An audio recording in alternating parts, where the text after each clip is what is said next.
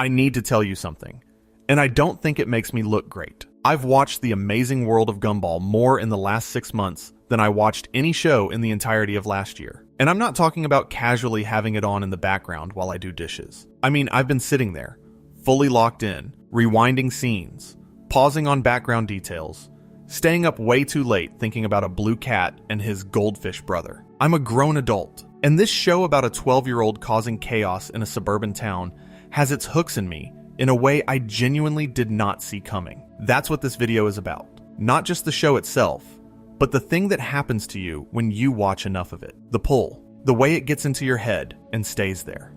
I've been calling it Gumball addiction, and the more I've tried to explain it to people who haven't watched the show, the more I've realized that what makes Gumball so addictive is the same thing that makes it so hard to describe. It does things that no other animated show does. It operates on a level that most people don't even notice on a first watch. And once you start noticing, you can't stop. So tonight, we're going to talk about all of it. The animation that shouldn't work, but does. The characters who are way deeper than a kid's show has any right to make them. The meta-narrative that turns a Cartoon Network sitcom into something borderline philosophical. The moments that made me laugh so hard I had to pause the episode, and the moments that hit me with emotions I wasn't prepared for at 11:30 on a Tuesday night. We're going to be here for a while, so if you're watching this late at night, get comfortable. Grab a blanket, settle in. And if you haven't subscribed yet, it really does help us keep making these for you. Just hit the button and come back. I'll be here. Alright, let me start with the thing that first got me. The thing that made me realize this wasn't going to be a casual rewatch. There's this moment in Season 3, Episode 12, The Void, and I'll get into what happens in it properly later, because that episode deserves its own deep dive. But the thing that stopped me cold the first time I saw it was a single shot. Gumball, Darwin, and Mr. Small are standing at the edge of reality. And I know how that sounds, but the show frames it with this strange, quiet weight that most cartoons wouldn't even attempt. Behind them is Elmore, their hometown, looking normal. In front of them is something that looks like a broken television screen. Static, warped geometry, colors bleeding into each other, and they're just standing there, looking at it. And for about 3 seconds, nobody says anything. 3 seconds doesn't sound like a long time, but in a show that moves at the pace Gumball moves at, constant jokes, constant visual gags, constant energy, 3 seconds of silence is enormous. And in that silence, I felt something shift. This wasn't just a funny cartoon. This was a show that knew exactly what it was doing, and what it was doing was way more complicated than I'd given it credit for. That moment is where my addiction started, and everything I'm going to talk about tonight spirals outward from it. Every theme, every character arc, every insane animation choice. It all connects back to that feeling of realizing there's more going on here than meets the eye. So let's start pulling the thread. The first thing you notice when you watch Gumball, really watch it, not just have it on, is that it looks like nothing else on television. And I don't mean that in the way people say it about shows with good art direction. I mean, it literally looks like someone took about 15 different types of animation, threw them into a blender, poured the result onto a photographed suburban street, and somehow made it all feel like it belongs together. The show premiered on May 3rd, 2011 on Cartoon Network. It was created by Ben Bocquelet, a French-born animator who'd been working at Cartoon Network's European development team. And the origin story of how the show came to be is itself kind of wild. Bocquelet had been working in advertising and had accumulated this collection of character designs, little doodles, essentially, that he liked but had never found a home for. And at some point, he had this idea. What if all these characters, designed in completely different styles, existed in the same world? Not a world that was drawn to accommodate them, but a real world. Photographs of real streets, real buildings, real skies, and then all these mismatched cartoon characters just live there. And that's exactly what the show does. Gumball Watterson, the main character, a blue cat, is animated in 2D, mostly in a style that's somewhere between traditional and flash animation. His brother Darwin, a goldfish who sprouted legs and joined the family, is also 2D, but with a slightly different line quality. Their sister Anais, a pink rabbit and easily the smartest member of the family, has a simpler design, but occupies the same 2D space. Their mom Nicole is animated with the same approach, but moves differently. She's sharper, faster, more intense, and the animation reflects that. But then you look at the rest of Elmore, and this is where it gets wild. Banana Joe, their classmate, is a 3D rendered banana. He looks like he wandered in from a completely different show. Carrie Kruger, the emo ghost girl, is drawn in a much more stylized 2D style with thicker lines. The Robinsons, Gaylord and Margaret, Gumball's next-door neighbors, are actual puppets, not animated to look like puppets. They are Muppet-style felt puppets composited into the scene. Rocky Robinson, their son, is also a puppet, and all of these characters are walking around on backgrounds that are photographed real locations in the suburbs of Vallejo, California. I need you to think about what that means from a production standpoint. Every single shot in this show has to composite multiple animation styles onto a live-action photograph while making it feel natural. Studio Soy, based in Germany, handled the 3 DCGI elements and the compositing pipeline. They were involved from the very first test clip all the way through to the final episode. And starting with Season 2, they took on even more of the production, handling the 2D, in-betweening, rendering, and compositing alongside the CGI work. The amount of technical coordination required to make a single 11-minute episode of this show is staggering. And the fact that they made 240 of them across 6 seasons is honestly kind of insane. But here's the thing that separates Gumball from a show that's just technically impressive. The mixed media approach isn't a gimmick. It's the point. The show's entire philosophy is built around the idea that different things can coexist without homogenizing. Every character in Elmore is animated differently, because every character in Elmore is different. They're not conforming to one art style, because they're not conforming to one way of being. And the show treats that diversity as completely normal. Nobody in Elmore comments on the fact that their neighbor is a puppet, and their classmate is a 3D banana. It just is what it is. And that quiet acceptance is one of the most radical things about the show.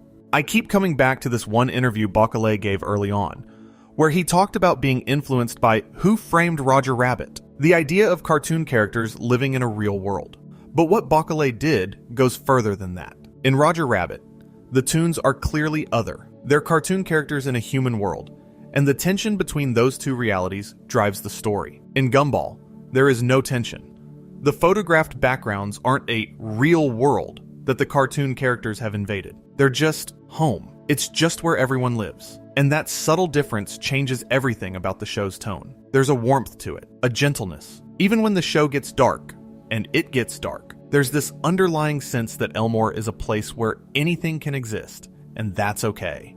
Okay, I realize I've been talking about the animation for a while, and I could honestly keep going for another hour, because there are so many specific moments where the show does things with its visual style that blow my mind. But I want to circle back to that moment in The Void, because it's where the spiral starts, and understanding what the show does with its meta-narrative is essential to understanding why it's so addictive. The Void aired on August 14th, 2014. Season 3, Episode 12. The premise sounds simple enough. Gumball and Darwin notice that their friend Molly has disappeared, and nobody remembers she ever existed. Not just that they forgot about her, reality has been altered so that she was never there. And when they investigate, they discover that Elmore has a mechanism for dealing with things that don't work, things that the world considers mistakes. These things get erased and sent to a place called the Void, a dimension that exists outside reality, where everything that's been deemed a failure ends up.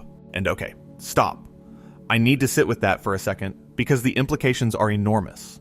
The show is telling us that Elmore, this cartoon town, has a built-in quality control system. If something doesn't fit, if a character isn't useful, if an idea doesn't work, it gets erased. Not killed, not removed, erased. The memories of everyone who knew that thing are altered.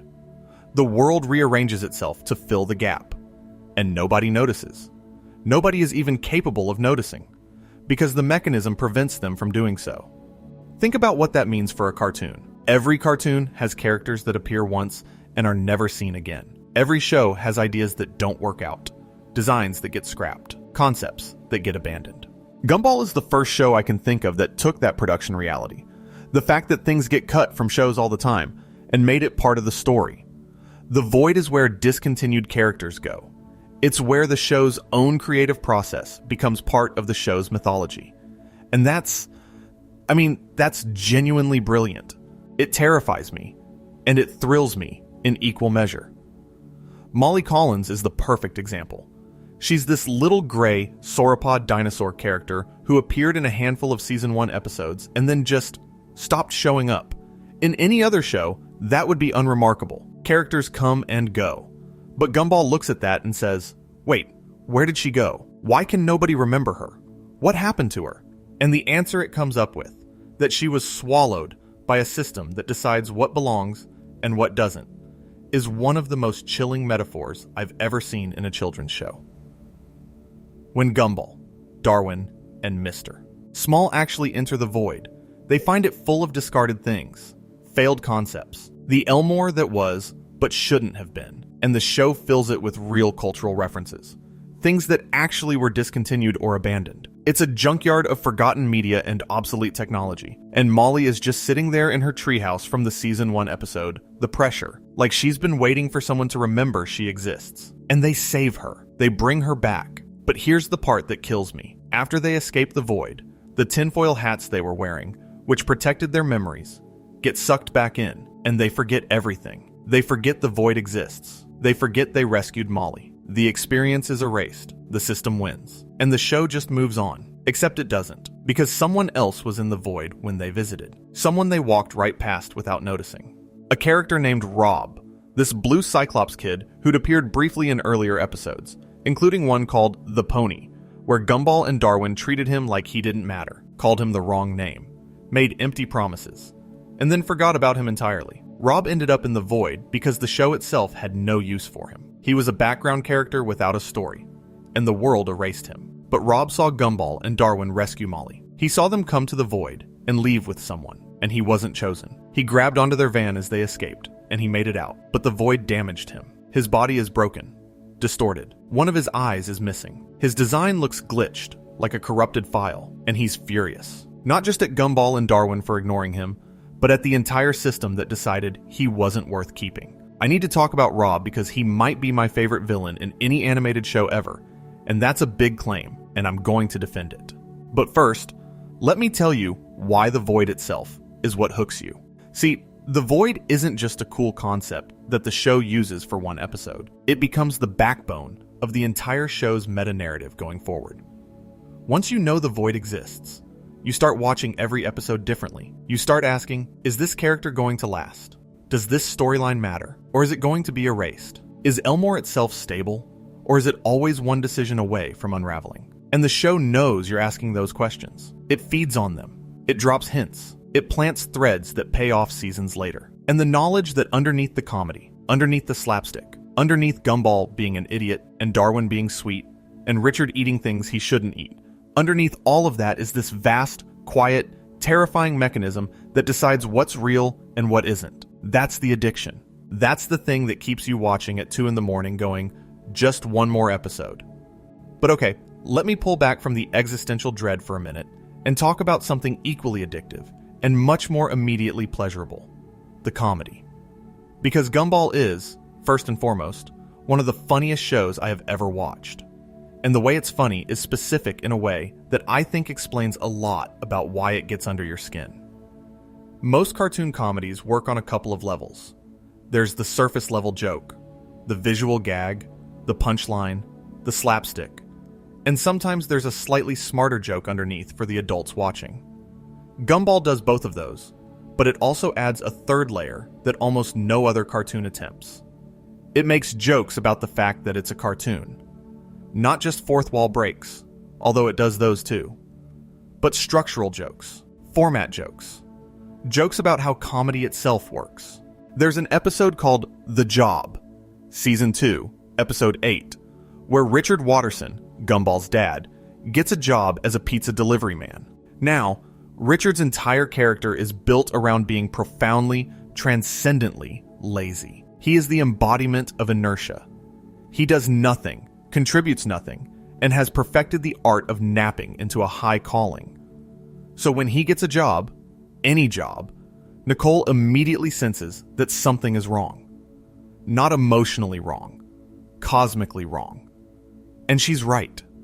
Richard having a job is so fundamentally against the nature of the Gumball universe that reality itself begins to break down. The sky warps. Characters switch genders. The animation deteriorates. Colors bleed. Physics stop working. And the closer he gets to actually completing a delivery, the worse it gets. And that's hilarious. It's funny on the surface because Richard is hapless and the visual gags of reality breaking are inventive and well-timed. But it's also funny on a deeper level because the show is essentially saying, the rules of this universe are the rules of sitcom logic, and when you violate them, the universe punishes you. Richard's laziness isn't a character flaw. It's a universal law. Changing it doesn't just change him, it changes everything. I've watched that episode probably 6 times now, and there's this one shot where the pizza box is just floating in midair and the street behind it has turned into a watercolor painting, and Richard is just standing there looking confused. And honestly, it makes me laugh every single time. The commitment to the bit is flawless, and that kind of structural comedy runs through the entire show. The Money, Season 3, Episode 40, the season finale, does something similar, but even more aggressive. The Wattersons run out of money, completely broke, and as their financial situation deteriorates, the show's production quality deteriorates with it. The colors drain. The animation gets cheaper. Characters revert to rough sketch versions of themselves. The voice acting gets worse.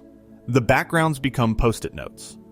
Until eventually, the whole thing collapses into what looks like a storyboard meeting, with stick figures and handwritten dialogue. That episode won a British Academy Children's Award in 2016, and honestly, it deserved it. Because what it's doing is taking a standard sitcom premise, family goes broke, and filtering it through the show's meta-awareness. The Wattersons can't pay their bills because they literally can't afford the production costs of their own show. Money doesn't just pay for food and electricity in Elmore. It pays for animation.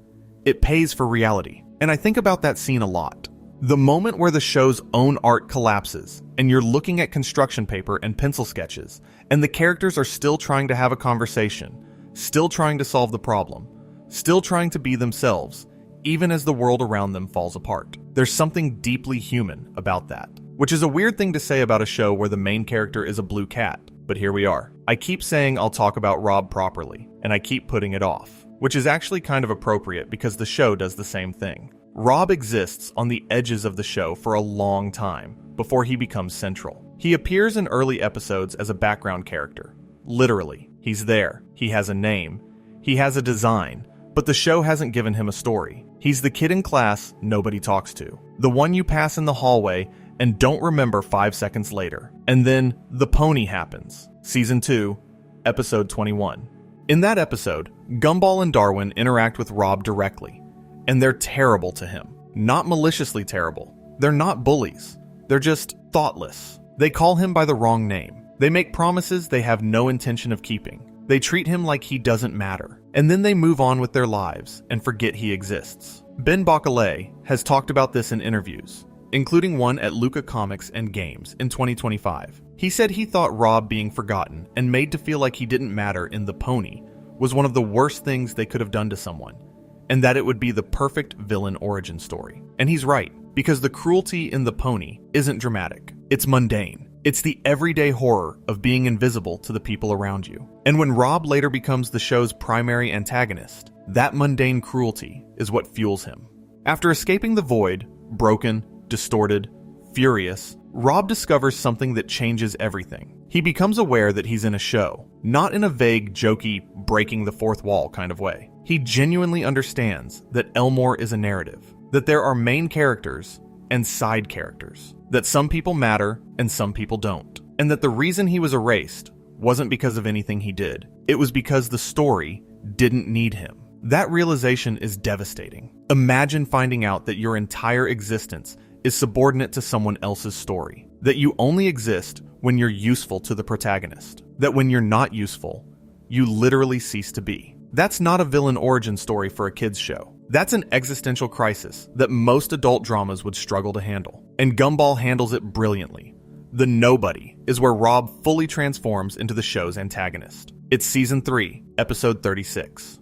After escaping the void, Rob has been living in the Wattersons' house, hiding in their basement, stealing food, trying to piece together who he is. When Gumball and Darwin find him, he can't even remember his own name. He's been so thoroughly erased by the system that he's a nobody. The episode's title isn't metaphorical, it's literal. He is nobody. And the show treats that with a weight and a sadness that honestly surprises me every time I watch it. But Rob doesn't stay sad. He gets angry, and he makes a decision. If the world has cast him as a villain, if the narrative has assigned him the role of the antagonist, then he's going to be the best antagonist he can be. Not because he wants to, but because it's the only identity available to him. And that's a layer of characterization that I think puts him up there with the best animated villains of all time. He's not evil because he's evil. He's evil because the system that created him left him no other option.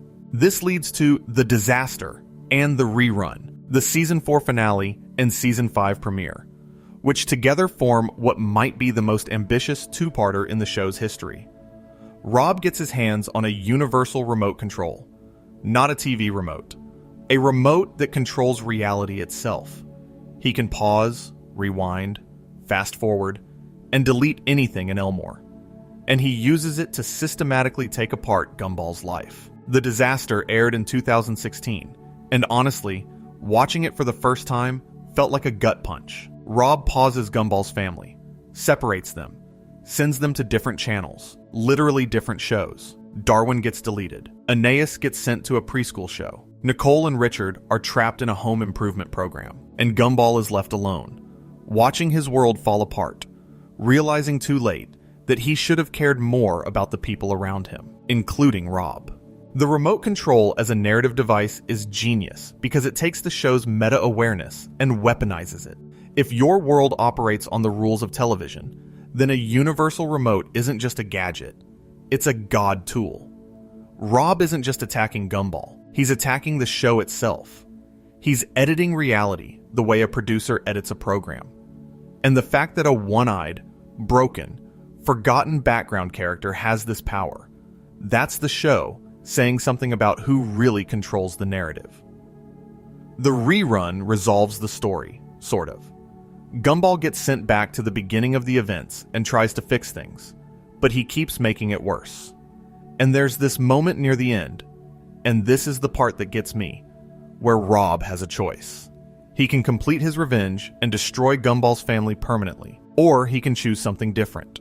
And in a twist that I think is one of the most emotionally intelligent moments in the entire series, Rob sees that the remote's glitching is going to cause even more damage, and he sacrifices himself to save Darwin and Anais. The villain saves the hero's family, not because he suddenly becomes good, but because even he has limits. Even a character who knows he was designed to suffer can look at innocent people and say, no, not them.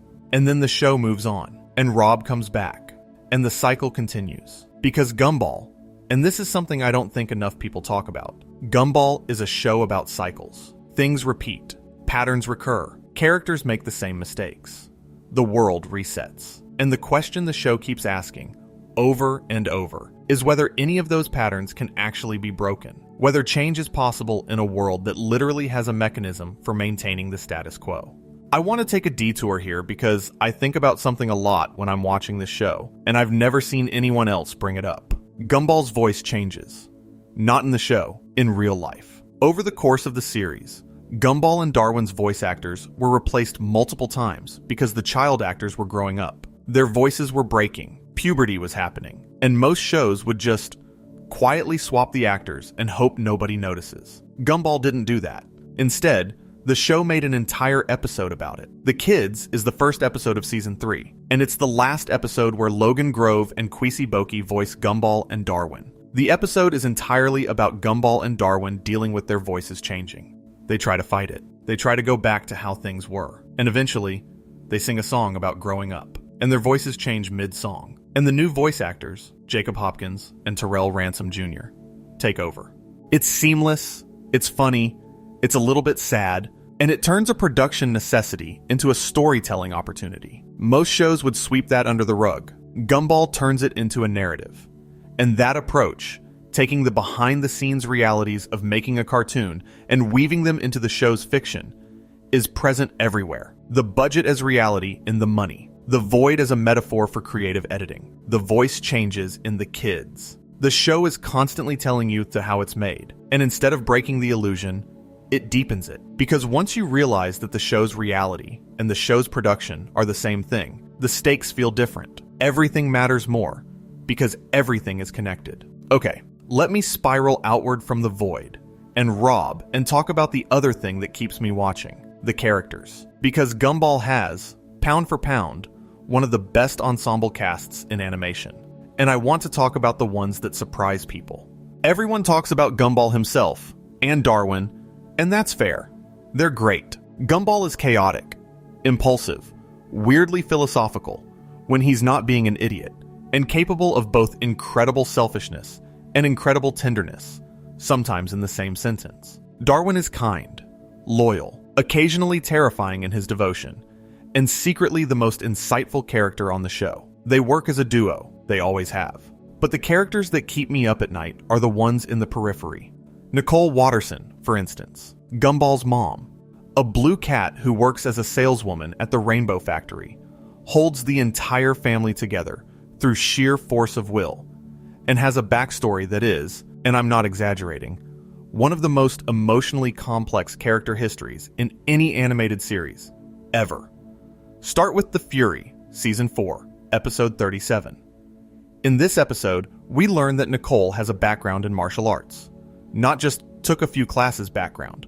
She was a prodigy. She trained alongside her childhood best friend, Yuki Yoshida, under Yuki's father, and together they were unstoppable. The show depicts their backstory in full anime style, and I mean full anime. Dragon Ball level energy attacks, tournament arcs, training montages on mountaintops. The visual style shifts completely for these flashback sequences, going from the show's usual mixed media look to a full manga-inspired aesthetic. It's gorgeous. But the backstory isn't just cool fight scenes. Nicole and Yuki were forced to compete against each other in a final tournament, and Nicole won. Yuki was devastated. She left the country in shame. Nicole quit martial arts because winning cost her the only real friend she'd ever had. And years later, when Yuki returns for a rematch, Nicole has to reckon with a part of herself that she deliberately buried. The part that's not just a mom, not just a wife, not just the person who keeps the lights on in a household of lunatics. The part that is genuinely, terrifyingly powerful. And the fight they have is incredible. Anime style, city block leveling, the kind of battle you'd expect from a completely different show.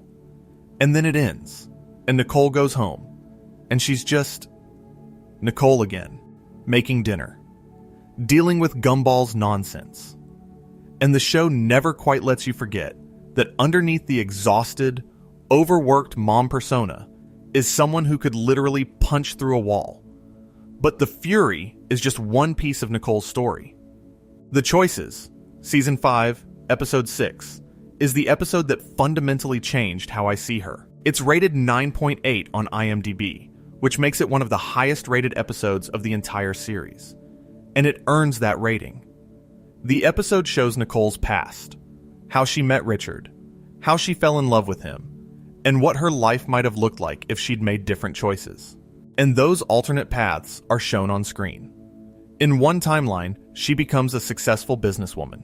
In another, she becomes a martial arts champion. In another, she has everything that society says you're supposed to want. And in every single one of those timelines, she's miserable. The life she chose, the one with Richard, the one with Gumball and Darwin and Anais, the one with the crumbling house and the financial stress and the constant chaos, that's the one where she's happy. Not because it's easy. Not because Richard is a great partner. He's Richard. He once deposited the family savings into the ocean because he thought offshore account meant literally offshore. But Nicole chose love over success. She chose mess over perfection. And the show treats that choice with so much respect and so much tenderness that I honestly got emotional watching it. Here's what I learned about Nicole's background from that episode. Her parents were controlling and demanding. Her father had a temper. Her mother was a perfectionist who expected Nicole to be flawless. They disapproved of Richard completely, and when Nicole chose him anyway, they didn't come to the wedding. That detail, her parents not showing up to her wedding, is mentioned almost in passing, and it hit me like a truck, because the show doesn't dwell on it. It doesn't make a big dramatic moment out of it. It just mentions it and moves on, the way people who've experienced real rejection do. They don't dramatize it, they just carry it. And when Nicole picks up the bag of donuts at the end of the episode and smiles and walks home to her family, I genuinely believe that smile. Not because the show tells me to believe it, but because it showed me all the roads not taken. And it showed me why this one, this messy, imperfect one, is the one that matters. A kids show did that. A show where a puppet made of felt lives next door to a 3D banana on a photographed street in California. I need to take a breath. I keep getting pulled deeper into this, and we haven't even gotten to some of the episodes I'm most excited to talk about. But that's the spiral. That's how it works. You start with one thing, a cool animation choice, a weird meta-narrative, a character moment, and it leads you to another thing, and that leads to another, and before you know it, you're 3 hours deep, and you've got 12 tabs open, and you're reading fan theories at 4 in the morning. Actually, speaking of fan theories, let me take a tangent here. I've spent way too much time reading Gumball fan communities, and some of the theories people come up with are genuinely impressive. But the thing that gets me is how often the show seems to have actually planted the seeds for these theories intentionally. Like, there's a theory that Elmore isn't a town, but a television set. That the void isn't a dimension, but a cancellation mechanism. That everything that happens in Gumball is happening inside a show within a show, and the moments where the animation breaks down or the fourth wall cracks are moments where the characters briefly glimpse the reality beyond their own narrative. And normally, I'd dismiss that kind of theory as fans reading too much into things. But then, I watch an episode like The Signal, Season 4, Episode 24, where the Wattersons' TV signal starts glitching, and those same glitches start appearing in reality. Characters freeze mid-sentence. Scenes repeat. Dialogue from earlier episodes plays over current scenes, and the show never fully explains what's happening. It leaves the door open for the interpretation that what you're watching isn't a cartoon about a town. It's a cartoon about a cartoon. And the signal that's breaking isn't the Wattersons' TV. It's yours. That kind of ambiguity is catnip for me. I love it when a show trusts its audience enough to leave things unresolved. And Gumball does that constantly. It answers questions by raising bigger ones. It resolves plot lines by making you question whether the plot line was the point or the distraction. But let me come back to that later. I want to talk about something that I think is the most underappreciated aspect of Gumball's genius. And I don't use that word lightly. I want to talk about how the show handles different genres. Most animated comedies stick to one mode. They might have a dramatic episode here or there, or a Halloween special that goes spooky. But fundamentally, they're doing one thing. Gumball does everything. It switches genres mid-episode sometimes. And it doesn't just reference other genres. It fully commits to them. The animation changes. The music changes. The pacing changes. The entire visual language of the show transforms to match whatever genre it's playing in. The Console, Season 5, Episode 18, is one of the best examples. Gumball receives a cursed video game console, and suddenly, Elmore transforms into a full RPG world. The episode is a love letter to Final Fantasy specifically, and JRPGs in general. Characters get health bars. Dialogue appears in text boxes. Gumball can level up. There's a turn-based battle system. And the show commits to this so completely that it genuinely feels like you're watching a video game for 11 minutes. But it's not just parody. The episode uses the RPG framework to tell a story about how gamification can make people treat real situations like puzzles to be optimized rather than experiences to be lived. Gumball starts min-maxing his interactions with people. He treats his friends like NPCs. And the show lets that happen for long enough that it stops being funny and starts being uncomfortable, which is exactly the point. There's this moment where Gumball smacks Leslie with a dialogue box. Like, a literal on-screen text box collides with a character. And it's the kind of gag that works in about 3 different ways simultaneously. It's visually inventive. It's a comment on how video games dehumanize interactions. And it's just really funny. Gumball holds that kind of multi-layered comedy in every episode. And I've honestly started analyzing other shows I watch and getting frustrated that they're only operating on one level. And then there's The Fury, which I mentioned earlier, where the show goes full anime for Nicole's martial arts backstory. The character designs shift to resemble Dragon Ball. The energy attacks look like Kamehameha blasts. The flashback to Nicole and Yuki training is a direct reference to Goku and Krillin training under Master Roshi. And there's this amazing moment where Yuki destroys Nicole's car, and it's shot like the bonus stage from Street Fighter. The show doesn't just nod at these references, it fully transforms itself into them. I've been thinking about why this genre shifting works so well, and I think it comes down to the mixed media foundation I talked about earlier. Because the show already looks like nothing else on TV.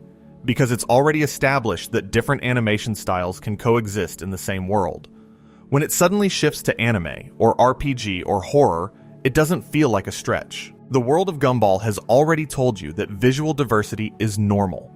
So when the style changes, it feels like the show isn't breaking its rules. It's expressing them. Can we talk about the puppets for a minute? Because that episode almost broke me. Season 5, Episode 36, the Season 5 finale. And this one is, look, if you haven't seen it, I'm about to describe something that sounds made up, but it's real. It happened on Cartoon Network.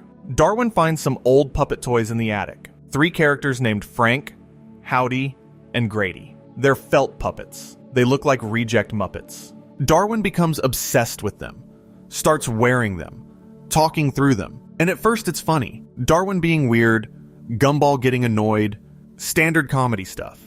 Then Gumball throws the puppets away, and they come back by themselves, and they possess Darwin. And then the episode switches completely. The animation style changes, the tone changes, the music changes. And for about 5 minutes, you're not watching The Amazing World of Gumball anymore. You're watching Don't Hug Me, I'm Scared. This wasn't just an homage or a parody. This was a literal collaboration. Becky Sloan and Joseph Pelling, the creators of Don't Hug Me, I'm Scared, worked on this episode. The puppet segment was produced the same way DHMIS episodes are produced, with real puppets, practical effects, the same aesthetic, the same unsettling tone. They even created a song, a catchy, sinister song about having fun. And the puppets torture Gumball and Darwin by making them eat bowls of grease and toenails. On Cartoon Network, the puppet segment of the episode took 3 months to make, separate from the show's normal production. It was shown at the Anais International Animated Film Festival on June 15th, 2017. And watching it feels like someone reached into your television and changed the channel to a different dimension.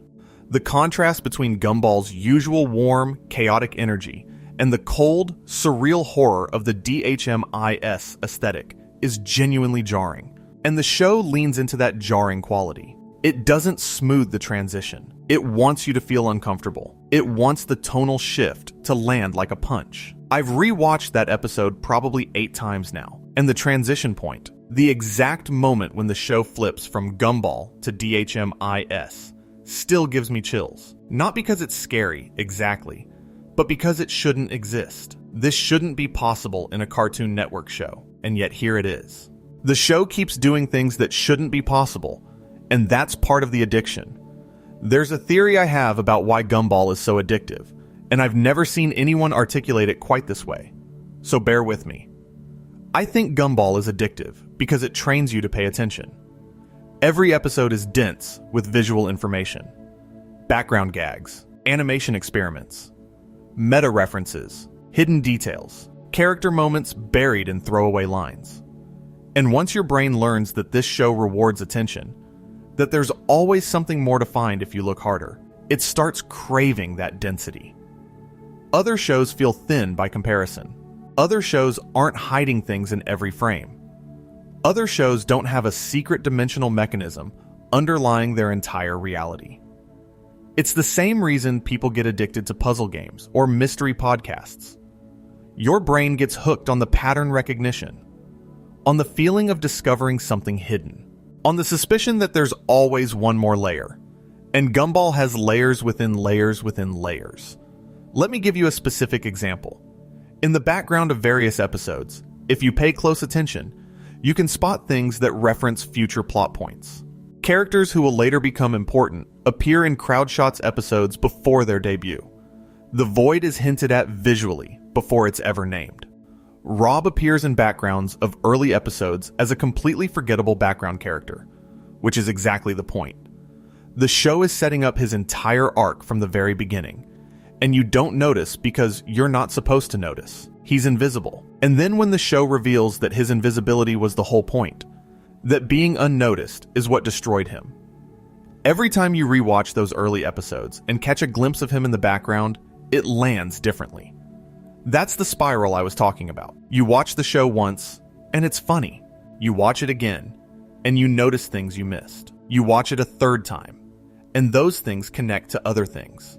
And suddenly, you're building a mental map of this cartoon town that's way more complex than you expected. And by the fifth rewatch, you're noticing details in backgrounds and making connections between episodes that aired 3 seasons apart. And you're texting your friends about a Blue Cat show at midnight, and they're looking at you like you've lost your mind. And maybe you have. But also, maybe this show is just that dense, and you're the first person to see all the threads. That's the addiction, right?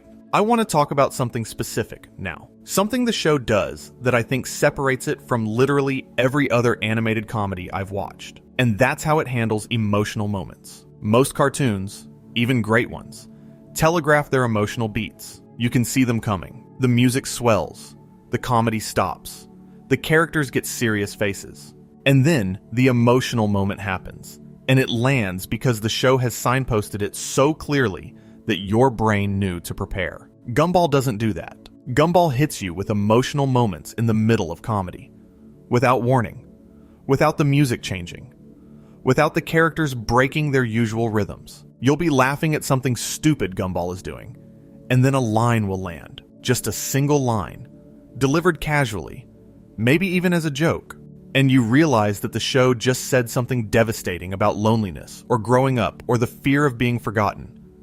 And because you weren't prepared for it, because your defenses were down because you were laughing, it hits harder. There's a moment in The Origins, Season 4, Episodes 20 and 21, that does this perfectly. This is the 2-parter that tells Darwin's origin story. How he went from being the Wattersons' pet goldfish to being Gumball's brother. And the story is both silly and heartbreaking. The Wattersons, young Nicole and Richard, with toddler Gumball, had gone through several pet goldfish who had all died. Then they got Darwin, and Gumball noticed something different about this fish. Darwin could understand him. Darwin could mimic his facial expressions. There was a connection there that went beyond owner and pet. And then Darwin jumped out of his bowl trying to say cheese for a family photo, hit the toilet lever, and got flushed. And this is where the show gets me. Because that's treated as a gag. It's slapstick. It's silly. It's a goldfish getting flushed down the toilet. But then the show stays with it. It follows Darwin through the sewers, through the ocean, and it shows Gumball, alone in his room, missing his friend, and the connection between them. This bond that the show had established as something almost supernatural is what saves Darwin. Because Gumball's hope gives Darwin the will to grow lungs, to grow legs, to survive. The show explains this with a line about love being the thing that transforms Darwin. And in any other show, that would be corny. It would feel saccharine and manufactured. But in Gumball, it works. Because the show has already established that its world runs on narrative logic rather than physical logic. If Richard having a job can break reality, then a kid's love for his fish can make that fish evolve. The rules are consistent. They're just not the rules you'd expect. And the image of Darwin, newly bipedal, stumbling on legs he just grew, running through traffic to get back to his family, is genuinely beautiful. And when they reunite in a parking lot, and Gumball gives Darwin his green shoes because Darwin's new feet are hurt from running, I had to pause the episode because I was getting emotional about a cartoon goldfish putting on sneakers. And I'm not ashamed of that, because the show earned it. Darwin's character in general is something I want to spend time on because I think he's more complex than people give him credit for. On the surface, he's the nice one, the optimistic one, the moral center, and he is all of those things. But the show also gives him moments of darkness that are startling. There are episodes where Darwin's kindness is revealed to be partially performative. Not fake exactly, but motivated by a deep fear of conflict and rejection. Which makes sense when you think about his origin. He was abandoned, flushed, forgotten, and then he was rescued by love. Of course he's desperate to maintain that love. Of course he's terrified of doing anything that might make people leave. The show explores this in subtle ways. Darwin will go along with Gumball's terrible plans, not because he thinks they're good ideas, but because saying no risks losing Gumball's attention. He'll suppress his own feelings to keep the peace. He'll be sweet to people who don't deserve it because the alternative, conflict, is too scary. And occasionally, when that suppression breaks, Darwin explodes. And those moments are uncomfortable because they feel true. They feel like watching someone who's been holding everything in finally let it out. I actually have a theory about Darwin that I've never seen anyone else bring up. I think Darwin is the character who most represents the audience, not Gumball. Gumball is too chaotic, too specific, too much of a protagonist. Darwin is the one watching from the side. Darwin is the one trying to be good in a world that doesn't always reward goodness. Darwin is the one who knows, on some level, that he's not the main character of the story, and is okay with that most of the time, but occasionally feels the sting of it. And if you've ever been the supportive friend, the sidekick, the person who's always there for someone else's adventures, but rarely has their own, Darwin hits differently. Okay, I've been going for a while now, and I want to shift gears slightly and talk about something that I think is essential to understanding why Gumball works as well as it does. The world building, not the meta-narrative stuff. I'll keep coming back to that.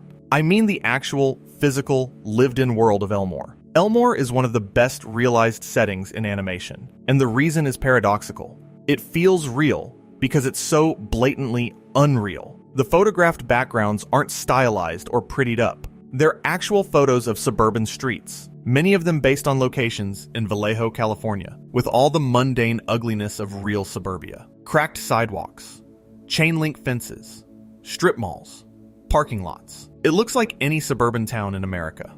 And then, walking down those real streets, you have a 2D blue cat, a 3D banana, a puppet made of felt, a claymation figure, and a ghost drawn in a completely different art style, all going to the same school, all shopping at the same store. And the show never explains this.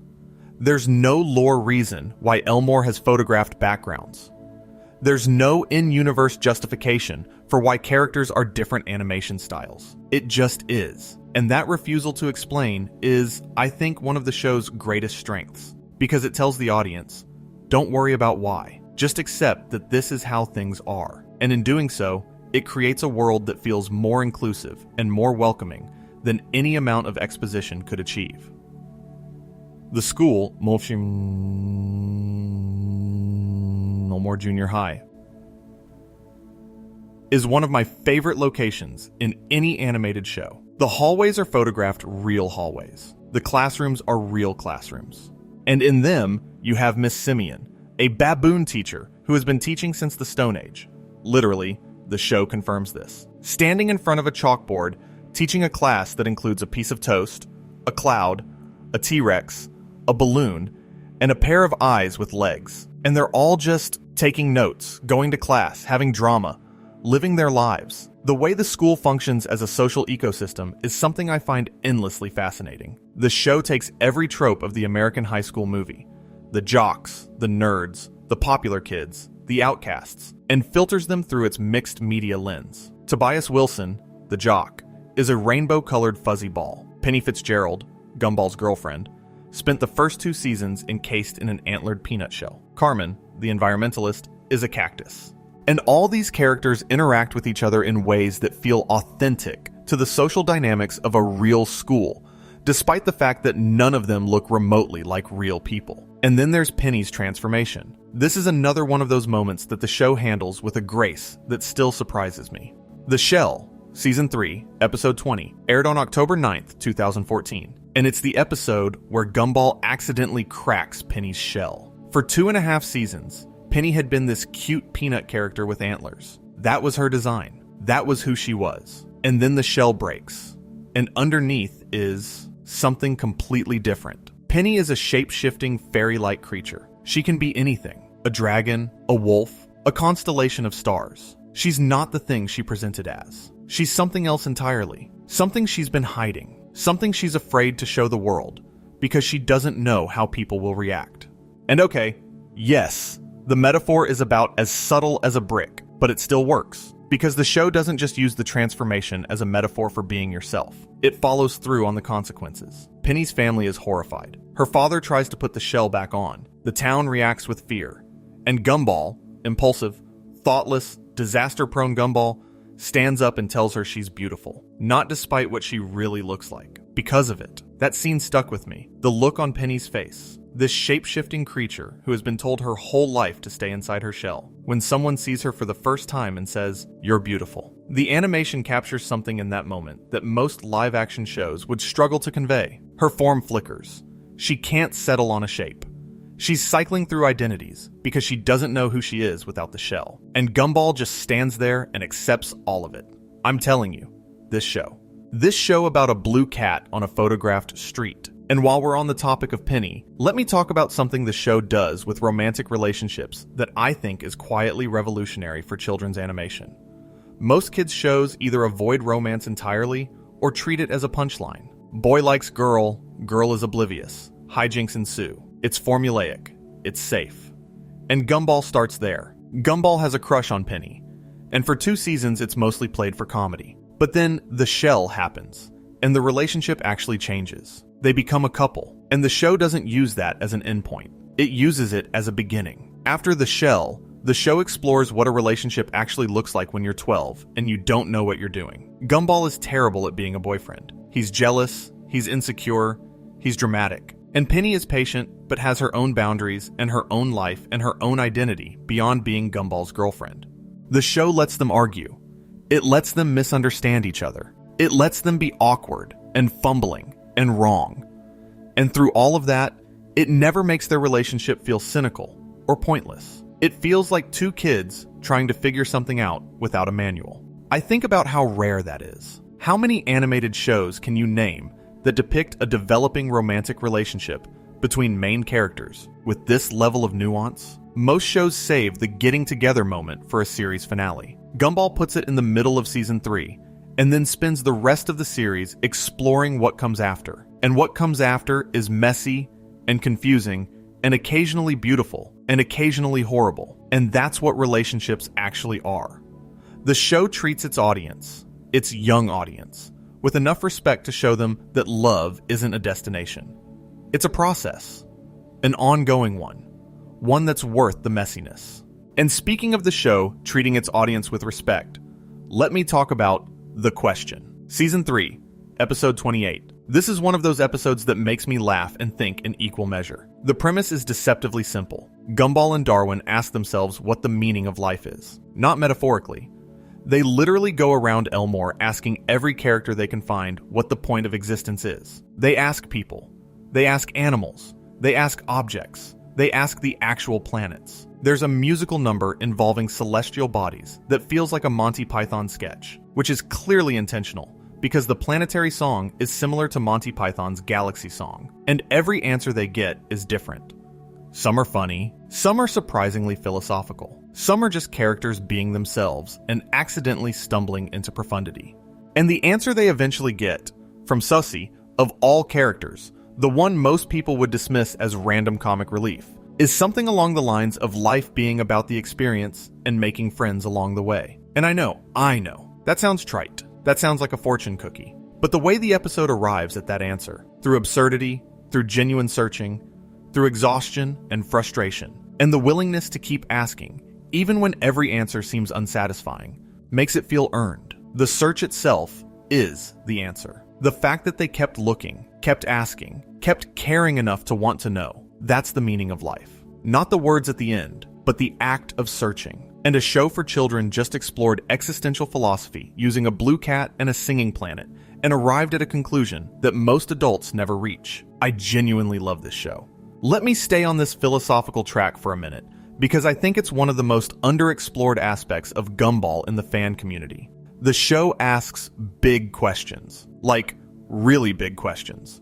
Not in a pretentious, look how deep we are way, but in a genuine, curious, childlike way that makes the questions feel fresh, even when they're as old as philosophy itself. The finale, the season 2 finale, episode 40, is a perfect example. The 40th and final episode of season 2, and the 76th episode overall. The premise is that all of the Wattersons' past actions finally catch up to them. Every destroyed building, every damaged car, Every disrupted business, every broken law from 75 previous episodes, all the consequences arrive at once. And that's funny by itself. The idea that cartoon characters might actually have to face consequences for cartoon behavior is a great meta joke. But the show goes deeper than the joke. It genuinely asks, what would happen if a sitcom family had to answer for everything they'd done? The people of Elmore show up at the Wattersons' door with grievances.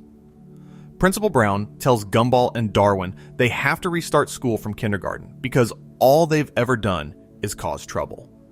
Mrs. Jotunheim points out that 75% of Elmore has been destroyed because of the Wattersons' antics. And the Wattersons' solution, their actual plan to fix things, is to cause even more destruction, on the theory that new chaos will cancel out the old chaos. Which is, it's insane.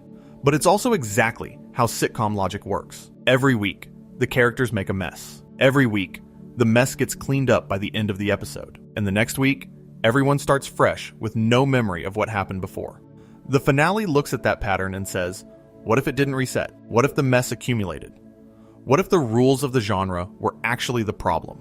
And yeah, the episode ends without resolution. The town descends into chaos. Nothing is fixed. The end. And that's the point. The show is telling you that the genre it exists in, the animated sitcom, is fundamentally built on the avoidance of consequences. And when consequences arrive, the genre can't handle them.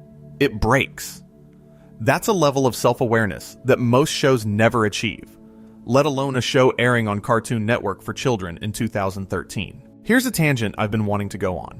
One of the things that makes Gumball addictive for me personally, not just intellectually engaging, but genuinely addictive in the I can't stop watching sense, is the show's understanding of boredom. And I know that sounds paradoxical. A show about boredom shouldn't be addictive, but bear with me.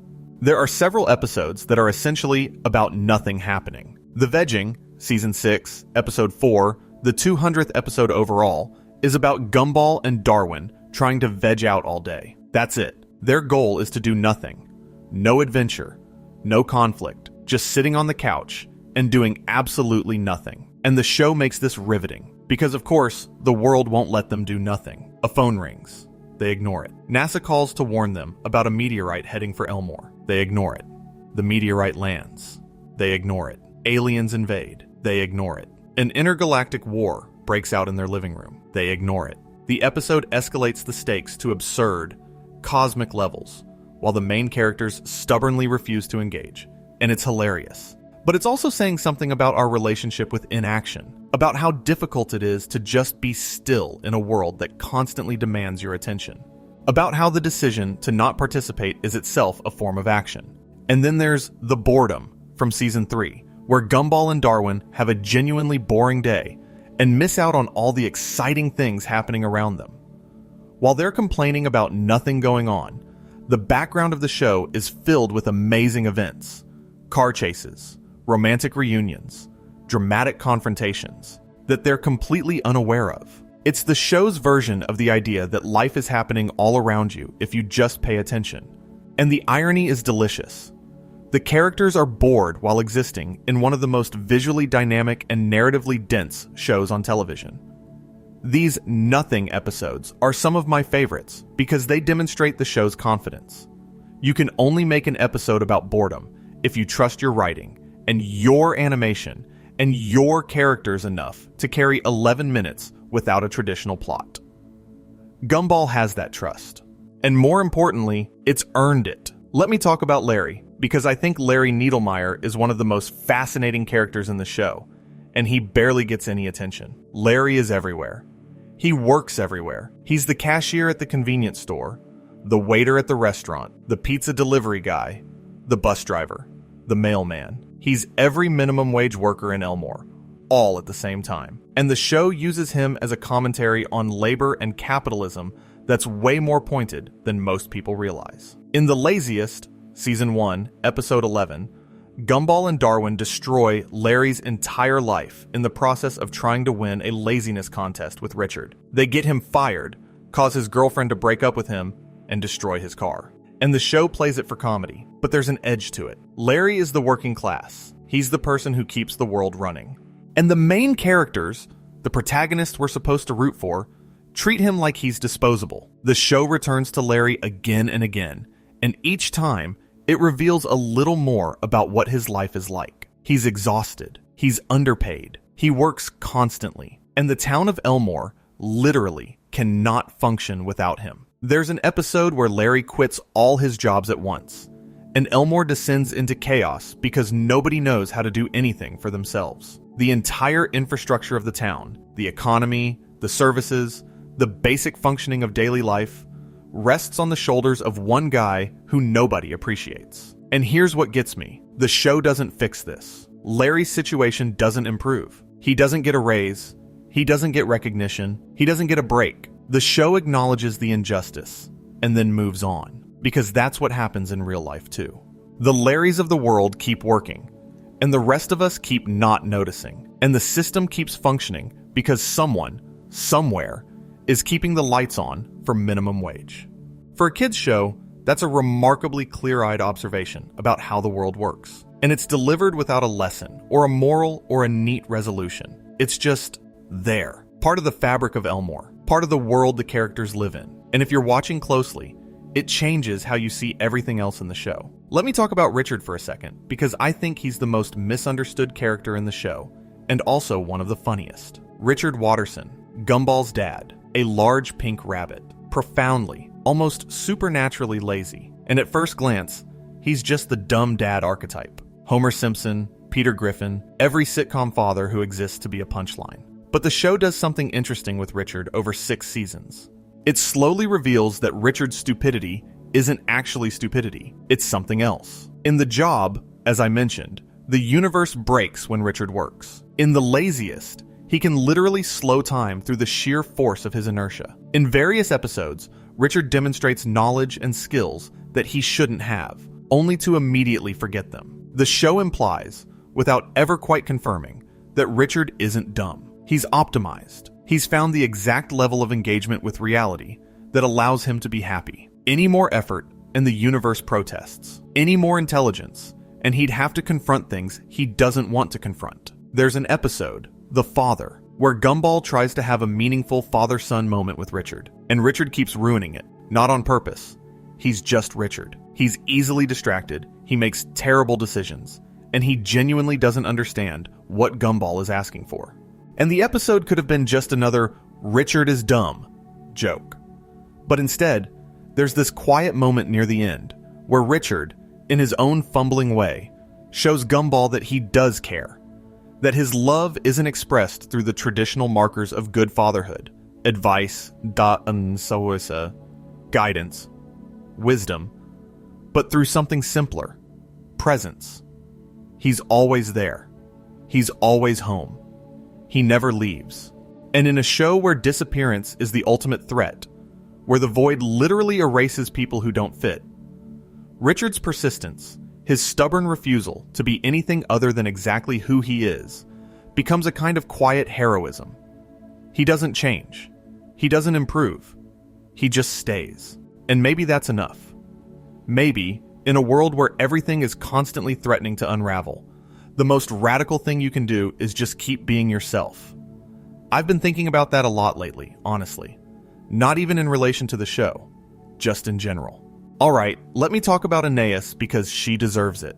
Anais Watterson, 4 years old, a pink rabbit like her father, and easily the smartest person in her entire family, possibly in all of Elmore. She's a prodigy, genius-level intellect, emotionally perceptive, and surrounded by chaos that she can see clearly but can't control. The show plays Anais mostly for comedy, the smart kid who's frustrated by her idiotic family, and that works well. But there are moments, especially in later seasons, where the show acknowledges the loneliness of being that smart at that age. Anais has no peers. She can't relate to kids her age because she's operating on a different level. She can't fully participate in Gumball and Darwin's adventures because she sees the flaws in their plans immediately. She's stuck in the middle, too young to be independent, too smart to be satisfied. The Rival is an episode that explores Anais' relationship with Gumball through flashbacks to when she was born.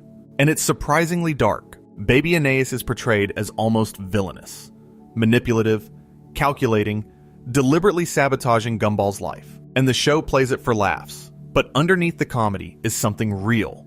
The fear of being replaced, the anxiety of a new sibling, the competition for attention and love in a family that already has limited resources. Gumball's insecurity about Anais is something the show returns to occasionally, and it's always handled with that blend of comedy and sincerity that makes the show work. He knows she's smarter than him. He knows she'll probably be more successful, and he loves her anyway, even when their dynamic is adversarial. Because that's family. You don't get to choose them, and sometimes they drive you insane, and sometimes you're convinced they're trying to ruin your life. And then you'd throw yourself in front of a bus for them without thinking twice. I want to shift now to something that's been building throughout this video, and it's the thing I keep circling back to, the thing at the center of the spiral. And it's the idea that Gumball, the show, not the character, is aware of itself in a way that goes beyond breaking the fourth wall. There's a difference between a show that winks at the audience and a show that has genuine awareness of its own nature. Deadpool winks at the audience. The Simpsons winks at the audience. But they return to their normal mode of storytelling after the wink. Gumball doesn't return. Gumball stays there. The meta-awareness isn't a feature, it's the operating system. Every episode is, on some level, a show about being a show. Think about the money again. The show's budget runs out, and the animation degrades. That's not a joke about breaking the fourth wall. That's the show literally demonstrating that its existence depends on economic reality. The Wattersons need money, not just to live their fictional lives, but to remain animated. The medium and the message are the same thing. Think about the void. The void isn't a sci-fi dimension. It's a metaphor for cancellation, for editing, for the creative decisions that kill characters and storylines. When something goes to the void, it doesn't go to a fantasy realm. It goes to the cutting room floor, and the show knows this, and it makes the characters know this. And the existential horror of knowing that your existence can be edited, can be cut for time, can be deleted for not being interesting enough. That's not a gimmick. That's a genuine philosophical position about what it means to exist inside a narrative. And then think about Rob. Rob, who understands that he's a character in a show, who knows that Gumball is the protagonist and he's been assigned the role of the villain, who fights against that assignment while simultaneously being unable to escape it because the narrative demands conflict. Rob is the show looking at its own structure and asking, is it fair? Is it fair that some characters get to be heroes and some characters get discarded? Is it fair that the universe is designed to serve one person's story at the expense of everyone else's? That question, is the narrative fair, is, I think, the deepest thing Gumball ever asks. And it never gives a clean answer. Because the answer is complicated. Because yes, Gumball is the protagonist. And yes, the world is arranged around him. And yes, that means some characters get less. But also, Gumball didn't choose to be the protagonist. He doesn't want Rob to suffer. He doesn't want characters to be erased. He's just a kid living in a world that he didn't create, following rules he doesn't fully understand. And maybe that's not so different from what all of us are doing. Okay, I want to go wider now. I want to talk about some episodes that I think are perfect examples of Gumball addiction in action. Episodes where the show fires on every cylinder, where the comedy and the emotion and the animation and the meta-awareness all converge into something you can't look away from. The Copycats, Season 5, Episode 12. This is the one that made headlines, because it's not a typical episode. It's a response to something that actually happened. In the mid-2000s, a Chinese animated show called Miracle Star appeared, and Miracle Star was, to put it politely, extremely similar to the Amazing World of Gumball. The characters were different animals, goats instead of cats and fish, but the scenes, the compositions, the character dynamics, even specific jokes were copied almost exactly from Gumball episodes. Most shows would have ignored this, or made a vague legal complaint. Gumball made an episode about it. The Copycats introduces the Chi-Chi and Ribbit family, a group of characters who copy everything the Wattersons do. They're obviously, hilariously, transparently ripping off the Wattersons. And the episode plays this for comedy. But underneath is a genuine frustration with creative theft. The show is directly addressing what happened with Miracle Star, and it's doing it in the most Gumball way possible, by absorbing the real-world situation into the fiction and turning it into a story. Miracle Star was created by Sanyuan Foods, a Chinese food company, to promote their goat milk brand. The characters were goats because the product was goat milk. That's real. That actually happened. A children's cartoon was created to sell dairy products, and the cheapest way to make it was to copy an existing cartoon scene by scene. And Gumball looked at that and said, okay, let's deal with this on screen. The climax of the episode involves the Wattersons deliberately doing dangerous things, knowing that the copycat family will imitate them and hurt themselves in the process, and the show lets you sit with the ethics of that. Is it justified? They're stopping people who are stealing from them, but they're also manipulating people into harming themselves. And the show doesn't resolve that tension neatly. It just presents it and moves on. Because life doesn't have neat resolutions either. There's this incredible moment at the end of the episode where Gumball and Darwin's voices glitch and become more childlike for a few seconds. A reference to the real-world voice actor changes. And both characters notice it and look confused. The show breaking its own continuity as a gag within a commentary on creative theft. Layers on layers. This is what I'm talking about. This is the density. I want to jump to another episode that I think represents the very best of what Gumball can do. The Night, Season 4, Episode 31. It aired in 2016 and has a 9.0 rating on IMDb. And it's hard to describe. The premise is simple. Everyone in Elmore is asleep. The moon is watching over the town, and the episode shows us what each character is dreaming about. No story, no conflict, no A-plot, B-plot structure, just vignettes. Little windows into the inner lives of characters who normally exist as comedy props. And some of these dreams are funny, and some of them are weird, and some of them are genuinely haunting. There's a dream where Banana Joe's parents are revealed to have a complicated relationship. There's a dream where Idaho, the potato character, has anxiety about being eaten. There's a dream where the Robinsons, the puppet neighbors, experience something that feels like genuine loneliness. And the moon just watches, silent, non-judgmental. The episode doesn't have jokes in the traditional sense. It has moments, impressions, feelings.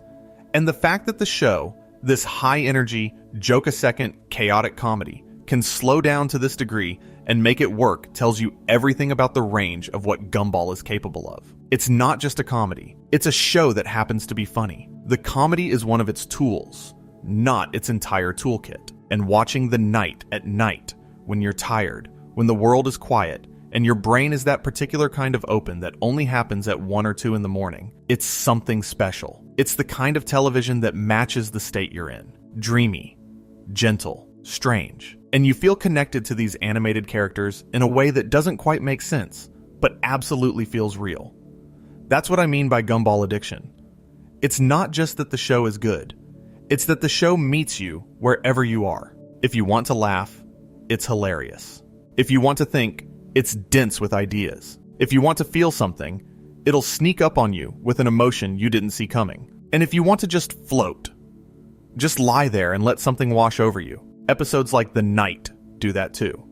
And while I'm in this mode, talking about the show's range, let me bring up something that I think is genuinely important for understanding what Gumball is doing on a structural level. This show doesn't just have main character episodes and one-off gag episodes. It has episodes that shift the entire camera of the show to focus on characters who would normally never get their own story. And when it does that, it reveals something about its world that the main stories can't. The Extras is a Season 3 episode. A vignette episode. No real plot. Just a series of sketches focusing entirely on background characters. The characters you normally see walking past in the hallway. The ones who fill out the school scenes and the street scenes and the store scenes. Characters who, in any other show, exist solely to make the world feel populated. Gumball gives them their own episode. It says, these people have lives too. These people have stories. You just don't normally get to see them. And some of those stories are wonderful. Some are funny. Some are touching. And the fact that the show can sustain an entire episode without its main characters, just on the strength of its world building and its ensemble, tells you how rich and layered Elmore is as a setting. It's not a backdrop. It's a community. Every character in it, no matter how minor, has been given enough personality and enough visual identity to carry a scene. I keep thinking about this in the context of Rob and the Void, because The Extras is, in a way, the opposite of The Void. The void erases characters who aren't useful. The extras celebrates them. It says, everyone is worth watching. Everyone has a story. The same show contains both of these ideas, the terror of being erased and the joy of being seen. And it holds them in tension throughout its entire run. That tension is part of the addiction. The constant awareness that this warm, funny, inclusive world has a mechanism inside it that can erase anything it deems unnecessary. The joy and the dread coexist, and you can't look away because you need to know which one wins. Let me talk about the show's relationship with technology for a minute, because it's something I find fascinating. Gumball was created in 2011, which means it grew up alongside the smartphone era, and the show's depiction of technology, the internet, social media, video games, artificial intelligence, is some of the sharpest social commentary in any animated series. The internet, an early episode, features the internet as a literal entity, a physical being that the characters interact with. And the show uses that premise to explore how the internet changes behavior, how anonymity creates cruelty, how the desire for attention warps personality, how the gap between your online self and your real self can become a chasm. And the show keeps returning to technology across its run. The console transforms Elmore into an RPG and uses the gamification of reality as a commentary on how we approach the world through game mechanics. The Signal uses broadcast interference as a metaphor for the breakdown of communication. And in the Revival series, there's a storyline about a sentient AI that falls in love with Nicole, which is, come on. In 2025, a kids show is exploring parasocial relationships between humans and artificial intelligence. The show is perpetually ahead of the cultural conversation. There's also The Best, Season 5, Episode 32, which I think is one of the bravest episodes the show ever made. Carmen, the cactus character, starts calling out Gumball's insensitive behavior, and the show doesn't take sides. Not really. Carmen has valid points. Gumball is often thoughtless, and his behavior does affect people. But the show also depicts how the desire to be morally correct can become its own form of aggression, how calling out behavior can become performative, how social justice language can be weaponized. The episode includes a parody of Tumblr-style activism. There's a social media site called Rambler that's transparently based on Tumblr.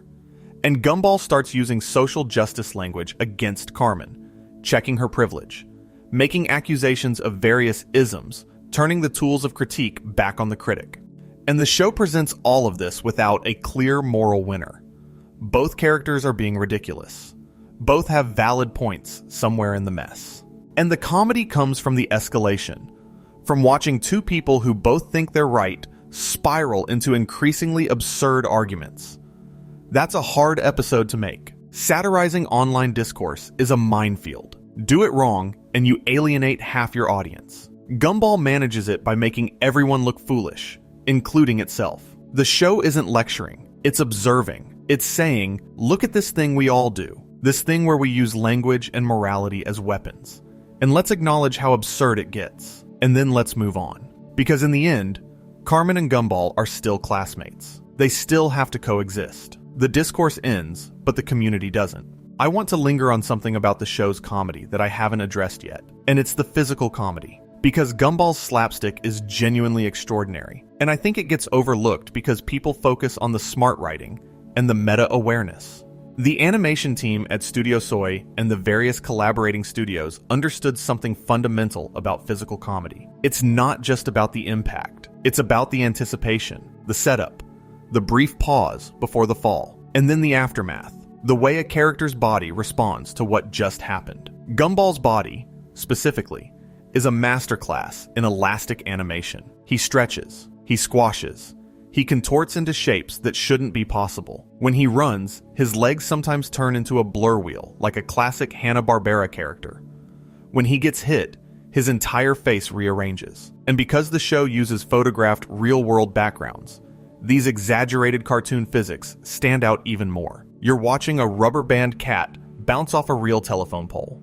The contrast between the realistic environment and the exaggerated animation makes every physical gag land harder, and the sound design supports all of this perfectly.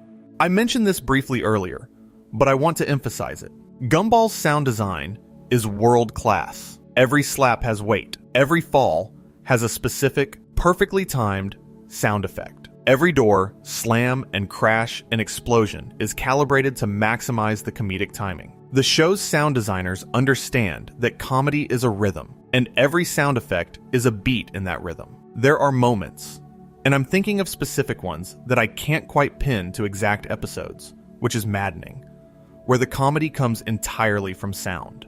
A beat of silence followed by a perfectly timed thud, or a sustained, escalating noise that builds and builds and then just stops. And the silence after the stop is the funniest part. The show plays with audio the way a musician plays with dynamics. Loud, soft, silence, explosion. It's conducting a comedic orchestra. And then there are the recurring gags that build across episodes. The running joke of Gumball trying to look cool and failing. The running joke of Richard eating increasingly inappropriate things. The running joke of Nicole's rage being a force of nature. She once punched through a car, and the show treated it as a normal Tuesday. These recurring bits aren't lazy repetition. They're callbacks. They reward long-term viewers. They create a shared vocabulary between the show and its audience. When Nicole's eye twitches, you know what's coming.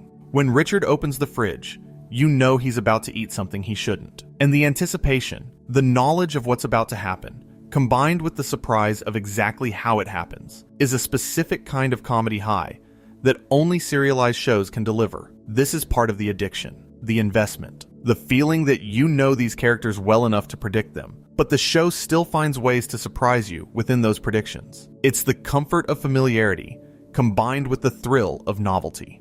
And Gumball manages that balance episode after episode, season after season, for 6 seasons and counting. I realize I haven't talked enough about Gumball himself. The character, I mean, not the show. And I think that's because Gumball the character is so present in everything I've discussed that it almost feels redundant to single him out. He's the center of the spiral. Everything connects to him, but he deserves his own moment. Gumball Christopher Watterson, 12 years old, a blue cat. And honestly, he's kind of terrible. He's selfish, impulsive, attention-seeking, jealous, petty, and frequently cruel without meaning to be. He lies constantly. He schemes constantly. He creates problems and then blames other people for them. He's the kind of person who, if you met them in real life, you'd probably avoid. And yet, he's also deeply loyal. He's capable of extraordinary bravery when someone he loves is in danger. He has moments of genuine insight buried under layers of chaos. He tries to do the right thing. He's just really, really bad at it. And the show never tries to pretend he's better than he is. It doesn't smooth his edges. It doesn't make excuses for him. It presents him honestly, flaws and all, and trusts the audience to love him anyway. And I do. I love this messy, chaotic, frequently terrible blue cat, because the show lets him be complicated. He's not a role model. He's not a lesson. He's a kid. A real, recognizable, imperfect kid who makes mistakes and sometimes learns from them and sometimes doesn't, and who loves his family and his friends even when he's being his worst self. There's an episode, I think about this one a lot, where Gumball does something genuinely wrong. Not cartoon wrong, not slapstick wrong, but ethically wrong. He hurts someone's feelings. He lies about it. And when the truth comes out, instead of doing the standard sitcom apology routine, he tries to justify himself. He makes excuses. He deflects. And the show lets him sit in that dishonesty for long enough that it becomes uncomfortable. And then, eventually, quietly, without fanfare, he apologizes. Not because he's suddenly become a better person, but because the discomfort of being dishonest outweighs the discomfort of admitting he was wrong. That's how real growth works. Not in big dramatic moments. Not in after-school special epiphanies. But in small, painful, incremental steps. And the show understands that. And it trusts that its young audience understands it too. I think one of the most addictive things about Gumball as a character is the gap between who he thinks he is and who he actually is. He sees himself as the hero, the cool kid, the protagonist of his own story. And, well, he is the protagonist, so he's not entirely wrong about that. But the show constantly undermines his self-image. It shows him failing. It shows him being wrong. It shows other characters seeing through his bluster. And it does all of this with affection. The show loves Gumball. It just doesn't pretend he's perfect.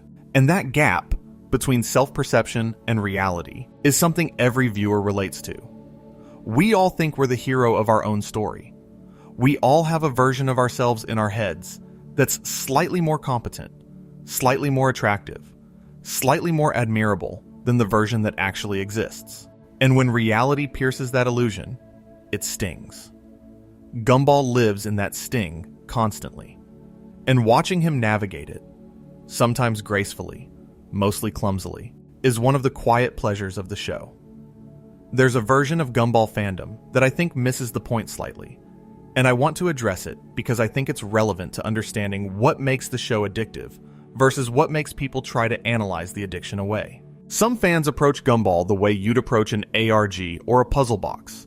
They're looking for a unified theory, a grand explanation that connects everything, a real answer to what the void is and what Elmore is and what the show is actually about. And look, I get the appeal of that. I've fallen down those rabbit holes myself, but I think the show is actually doing something more interesting than having a secret hidden answer. I think the show is exploring the questions, not answering them. The void exists to make you think about existence and erasure. Rob exists to make you think about narrative and fairness. The meta episodes exist to make you think about what it means to be inside a story. But the show isn't building toward a revelation. It's building toward more questions. And the addiction comes from the questions themselves, from the feeling that there's always one more thing to discover, one more angle to consider, one more interpretation to explore. That's the spiral.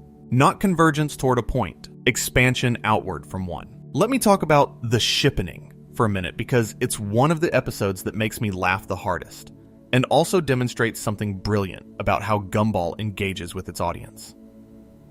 Season 6, Episode 14. The premise: Sarah G. Lotto finds a magic notebook at the Awesome Store. Anything she draws in it becomes real. And Sarah, being a massive fan of the Gumball characters, starts drawing fan fiction, romantic fan fiction, shipping fan fiction. Characters who have never interacted start dating. Characters who are enemies suddenly can't keep their hands off each other. The entire town is caught up in Sarah's shipping fantasies. And here's what makes this episode special. The art styles in the notebook aren't made up. They're based on real fan art from the Gumball community. The show went to DeviantArt and fanfiction.net and other fan platforms and pulled actual fan art and fan fiction styles into the episode. There's anime-style Gumball marrying Darwin in a wedding dress. There are chibi versions of characters. There are dramatic, over-the-top romantic illustrations that perfectly capture the aesthetic of fan-created content. Ben Bacalé was clear that this wasn't mocking fans. He specifically asked fans to share their shipping art before the episode was made. He told them to continue creating and have fun. The episode is affectionate. It's a celebration of the creative community that exists around the show. And it's also very, very funny. Darwin desperately trying to figure out his own ship name, Carwin, Carball, is one of my favorite bits in the whole series. But underneath the comedy, there's something interesting happening. The episode is about creation, about who gets to decide what's real in a fictional world. Sarah's notebook makes her stories physically manifest, which is just a more literal version of what every fanfiction writer does. They take characters they love and put them in new stories. They reshape the world to match their imagination. And the show isn't saying that's wrong. It's saying that's powerful. So powerful that it can literally change reality. And in a show where reality is already unstable, where the void can erase things, where a universal remote can rewrite events, where budget constraints can dissolve the animation, fan creativity becoming a force of nature feels right. It feels like the show acknowledging that the audience isn't passive. The audience shapes the story too. And maybe the line between creator and fan is thinner than anyone thinks. I keep noticing that I'm drawn to specific types of Gumball episodes when I'm in the addiction zone. The meta episodes, obviously. The emotionally gutting ones. But also the ones that are just really, really strange. The ones that don't quite fit any category. The ones that feel like the writers had an idea that was too weird for any other show and said, let's see if Gumball can hold it. The Silence is one of these. Season 5. Gumball and Darwin are stuck in a car with no entertainment, and the episode is essentially about two characters trying to endure boredom. It sounds like nothing. It sounds like it should be terrible, but the show commits to the premise with such ferocity that it wraps around from boring to fascinating. The comedy of silence. The anxiety of having nothing to say. The way relationships can feel when the noise stops and you're just there with another person without distraction. And I watch these episodes and I think, only Gumball could do this. Only a show with this much confidence in its own identity could devote an entire episode to silence and make it compelling. Because the show has earned the audience's trust. We know that Gumball will always give us something, even if that something is radically different from what we expected. I want to go deeper now. I want to talk about what I think is the most ambitious thing Gumball ever attempted. And it's something that spans the entire run of the series. It's not a single episode or a single storyline. It's the gradual revelation that Elmore is not a stable reality. That the world the characters live in is fragile. That it can break. That it wants to break. And that the only thing holding it together is the story itself. This starts in small ways. The Job shows reality breaking when the status quo changes. The Money shows reality breaking when the budget runs out. The Signal shows reality glitching when the broadcast signal is disrupted. Each of these episodes, taken individually, is a funny one-off, but taken together, they form a pattern. Elmore's reality is contingent. It exists because certain conditions are met. And when those conditions aren't met, it falls apart. And then the void enters the picture, and the implications get even scarier. The void isn't just a place where rejected things go. It's an active force. It reaches out. It takes things. It edits reality in real time. And the characters can't perceive it because perceiving it is one of the conditions that it eliminates. You can't know about the void, because knowing about the void would mean knowing that your world is artificial. And knowing your world is artificial would be the first step toward questioning it. And questioning it is the first step toward threatening it. This is what Rob figured out. This is why he's so dangerous. Not because he has powers, although the universal remote gives him that, but because he knows. He knows the world is a construct. He knows the characters are playing roles. And he refuses to accept the role he's been given. In a world where everything is scripted, Rob is the ad-lib. He's the actor who stops mid-scene and says, "No, I don't want to play the villain anymore," and the world doesn't know what to do with that. The Inquisition, Season 6, Episode 44, is the final episode of the original series. It aired on June 24th, 2019, and it's a finale that I have genuinely complicated feelings about, which I think is the highest compliment I can pay it. The premise: a mysterious superintendent named Superintendent Evil, yes, that's his actual name, and yes, the show acknowledges how absurd that is, arrives at Elmore Junior High and declares that the students must stop being cartoons. He wants to eliminate everything that makes them non-realistic. Their exaggerated proportions, their impossible abilities, their cartoonish behavior. He wants to normalize them, make them human. And throughout the episode, characters start transforming. Gumball becomes a realistic drawing. Darwin becomes a human boy. The art style of the show literally changes. The characters lose what makes them unique. They become ordinary. And the show frames this not as growth or maturation, but as erasure. Becoming normal means losing what makes you you. And the superintendent isn't trying to help them. He's trying to destroy them. The episode ends on a cliffhanger. The void begins to consume Elmore. Rob, who has been warning everyone about this, who has been trying to save the world that treated him terribly, is the first to be swallowed. And then the screen goes black, and the series ends. No resolution, no clean ending, just the void, expanding, and silence. I've thought about that ending a lot, more than I've thought about most show finales. And I think the reason it works, the reason it satisfies me, even though it doesn't resolve anything, is because it's honest. The show spent 6 seasons exploring what happens when a world becomes aware of its own artificiality. What happens when characters realize they're characters. What happens when the mechanisms that maintain the status quo are exposed? And the answer, the show's final answer, is everything falls apart. Not because the characters did something wrong, not because they failed, but because awareness and stability can't coexist. You can't know that your world is constructed and still live in it the same way. Once you see the seams, once you understand the mechanisms, the whole thing becomes untenable. And maybe the scariest thing about the void isn't that it erases things. It's that nobody notices. I know that's heavy for a show about a blue cat, but that's the thing about Gumball. The weight is always there. It's just hidden underneath the comedy, underneath the slapstick, underneath Banana Joe slipping on his own peel and Richard eating things he shouldn't eat and Gumball launching into another doomed scheme. The weight is there. And if you let yourself feel it, it changes how you experience everything else. And I want to expand on the Inquisition a bit more because there's a detail in that episode that I think gets overlooked. Superintendent Evil wants to make the characters human, normal, realistic, and the show treats this as an existential threat.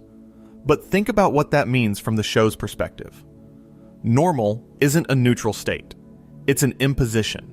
It's someone from outside the world deciding that the world needs to be different, that the diversity of animation styles, the visual chaos, the mixed media approach that makes Elmore what it is, all of that is a problem to be solved. That resonates on a level beyond the show, because the history of children's animation is, in part, a history of normalization. Studios telling creators to simplify their designs. Networks telling showrunners to make their characters more relatable, which usually means more generic. The pressure to conform, to smooth out the weirdness, to make everything look and feel like everything else. The Inquisition is Gumball's response to that pressure. It says, the weirdness is the point. The diversity is the point. Take away what makes these characters different, and you don't save them, you destroy them. Rob being the first character consumed by the void in that final episode is devastating for a specific reason that I don't think enough people talk about. Rob spent the entire series trying to be seen, trying to matter, trying to escape the role the narrative assigned him. And in the end, the narrative swallows him first. The character who fought hardest against erasure is the first one erased. And there's something brutal about that. Something that feels less like storytelling and more like a statement about how the world actually works. The people who resist the system the most are often the first ones the system breaks. But, and this is the important part, Rob's story doesn't end there, because the revival brought him back. The wonderfully weird world of Gumball continues his arc, and the second season's storyline builds toward the return of Rob in the Void, which means Rob's erasure wasn't permanent. His fight wasn't for nothing. And maybe, the narrative is capable of changing. Maybe the system can be reformed from the inside. I don't know where the revival is taking this, but the fact that it's trying gives me something I didn't expect from a show about a blue cat. Hope. Okay, let me pull back from the existential abyss and talk about something I've been saving. The show's relationship with its audience. Because I think Gumball has one of the healthiest, most interesting creator-audience relationships in all of animation. And that relationship is itself part of the addiction. Ben Bacalé has been remarkably open about the show's creative process. In interviews, including one with Animation Magazine in 2025 when the revival launched, he's talked about how the show evolved, how the team pushed boundaries, how certain episodes came together. And crucially, he's talked about the fans. Not in a generic, we love our fans way, but in a specific, engaged, we see what you're doing, and we think it's cool way. The shippening is the most obvious example of this. An entire episode built around fan-created shipping content, using real fan art styles, created in direct conversation with the fan community. But the relationship goes deeper than one episode. The show has consistently acknowledged and responded to its fandom. Easter eggs for dedicated viewers, callbacks to fan theories, moments that feel designed to reward people who are paying close attention. And the revival took this even further. The wonderfully weird world of Gumball launched in 2025 with an awareness that its audience had spent 6 years theorizing and discussing the show's mythology. The writers knew that fans had been building elaborate interpretations of the Void, of Rob's arc, of Elmore's nature, and instead of ignoring that or dismissing it, the revival engaged with it. It continued the threads that fans cared about. It answered some questions and raised new ones. It treated the gap between series, those 6 years of speculation and discussion, as part of the show's story, not a break from it. That's rare. Most revivals come back and pretend the gap didn't happen, or they reset everything to a comfortable status quo. Gumball came back and said, "The conversation continued while we were away, and we were listening." And I think that's part of why the addiction persists, even between episodes, between seasons, between series. Because the show taught its audience that paying attention would be rewarded. That looking closer would reveal more. That engaging with the material, not just consuming it, but thinking about it, discussing it, creating around it, was valued and encouraged. The show created a feedback loop between itself and its audience, and that loop is self-sustaining. The more you engage, the more you find. The more you find, the more you want to engage. And around it goes. This might be the most important thing I say in this whole video. Gumball is addictive because it treats you as an active participant, not a passive consumer. It doesn't want you to sit back and let the jokes wash over you. It wants you leaning forward, looking closely, connecting dots, asking questions. And then it rewards that engagement with more questions, more connections, more reasons to look even closer. It's a show that loves being watched carefully, and it shows that love by packing every frame, every line, every musical cue with something worth finding. Let me lighten things up for a minute. I want to talk about some of my favorite individual jokes and moments that I keep rewatching when I'm deep in the addiction. There's a moment in season 3, I can't remember the exact episode, and I've been trying to find it for days, where Gumball is trying to explain something to Darwin, and he gets increasingly frustrated. And his voice does this thing where it cracks, and he makes this sound that's halfway between a scream and a dolphin noise. And Darwin just stares at him, and the shot holds on Darwin's face for 3 solid seconds. And the amount of information in Darwin's expression, the patience, the exhaustion, the love, the barely concealed terror, is comedy perfection. It's one of those moments that rewards you for paying attention to the animation. Because the joke isn't in the writing, it's in Darwin's face. It's in the way the animators drew his eyes in that specific frame.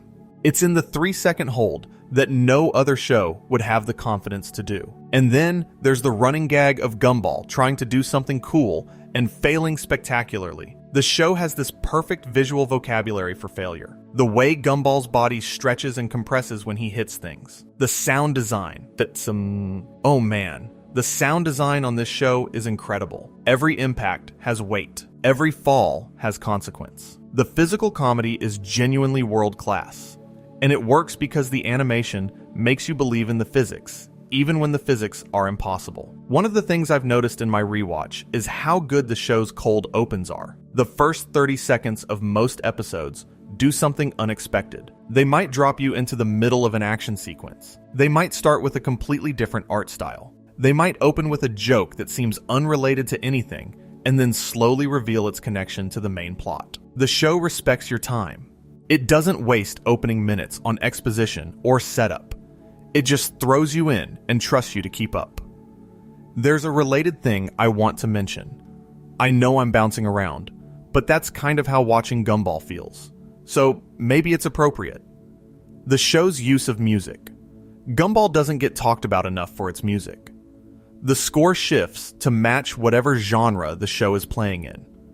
When Nicole is in anime mode, the music goes full orchestral action. When the show is being dreamy, the music becomes ambient and gentle.